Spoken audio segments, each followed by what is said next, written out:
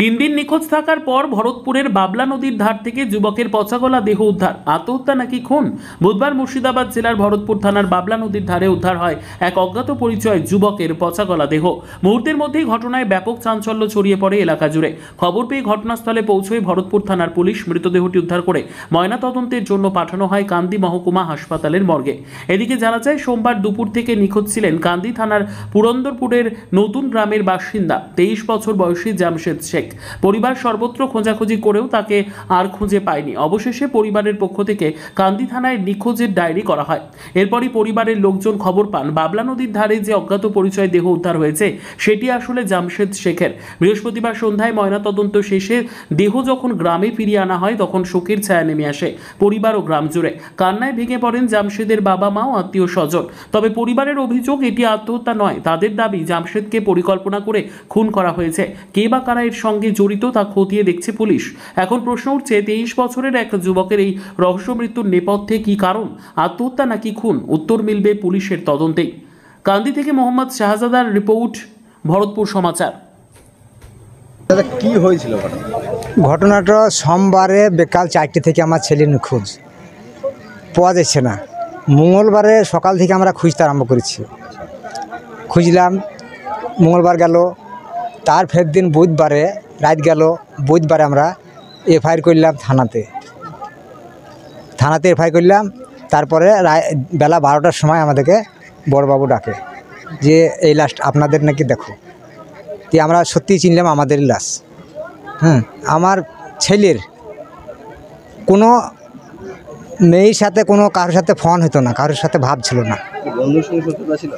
হ্যাঁ, বন্ধুর সাথে শত্রুতা ছিল। শত্রুতা কেমন ছিল তা আমি জানিনি, মোবাইলে প্রমাণ পেয়ে যাবেন। না, সেটা কিছু ছিল না। সেটা ছিল নাকি ও জানে, সেটা ও জানে। হ্যাঁ, ও বুঝতো কিসের লেনদেন ছিল না ছিল। হ্যাঁ,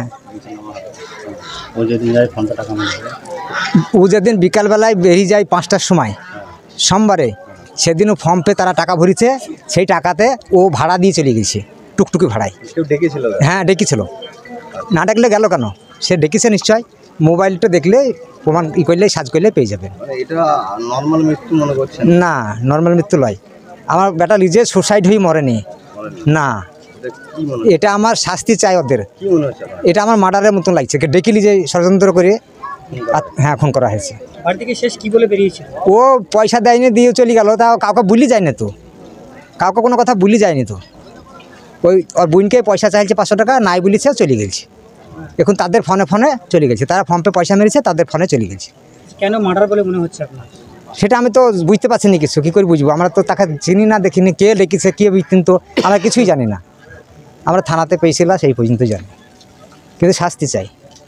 আর ফোন পে পয়সা হয়েছে, ওইটাই আমরা প্রমাণ চাই।